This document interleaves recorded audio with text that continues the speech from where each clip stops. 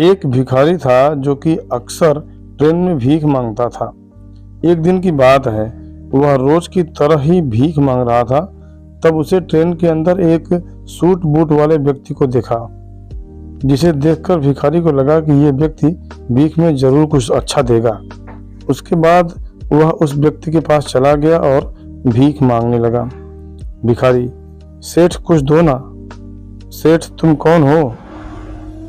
भिखारी: जी मैं एक भिखारी हूँ, मुझे कुछ दो ना। सेठ ने भिखारी से कहा, अगर मैं तुम्हें भीख दूंगा तो बदले में तुम मुझे क्या दोगे? भिखारी कुछ समझ नहीं आया और सेठ से कहने लगा कि सेठ मैं तो भिखारी हूँ, मैं भला आपको क्या दे सकता हूँ। सेठ ने कहा, भाई मैं तो व्यापारी हूँ, मैं तब तक किसी को कुछ नहीं देता जब तक उसके बदले मुझे कुछ ना मिले। उसके बाद सेठ का स्टेशन आ गया और वह उतर गया। लेकिन उसकी कई बातों से भिखारी सोच में पड़ गया और सोचने लगा कि क्या इसीलिए उसे कम भीख मिलती है, क्योंकि वह भीख के बदले लोगों को कुछ दे नहीं पाता। लेकिन मैं तो भिखारी हूँ, मैं आखिर किसी को क्या दे सकता हूँ। भिखारी यही बात सोच सोच कर बहुत परेशान था। तभी उसने देखा कि उसके आसपास काफ़ी अंदर फूल लगे हुए हैं। उसे आइडिया आया कि क्यों ना भीख के बदले लोगों को फूल दिए जाएं। अगले दिन से भिखारी ने भीख के बदले लोगों को फूल देना शुरू कर दिया, जिससे खुश होकर भिखारी को भीख में काफ़ी इजाफा होने लगा।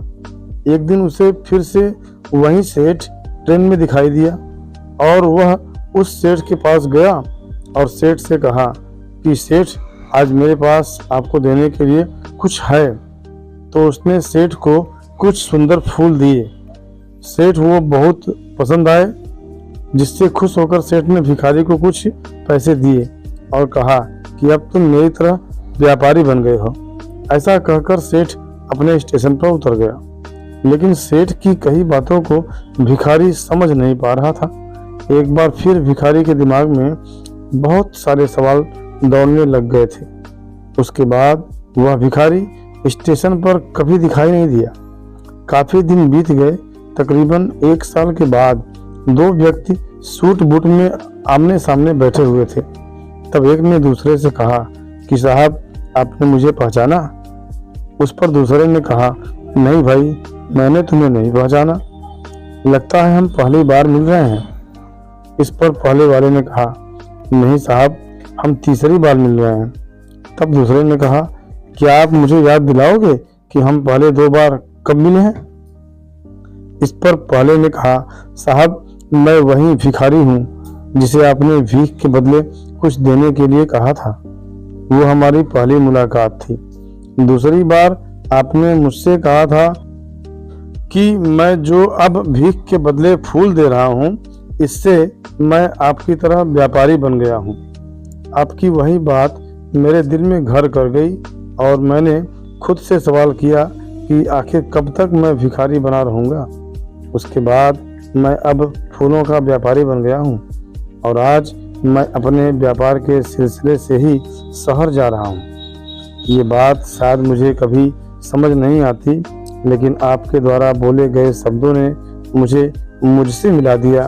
अब मन जान गया हूँ कि मैं कौन हूँ, जिसका नतीजा यह निकला है कि मैं फूलों का बहुत बड़ा व्यापारी बन गया।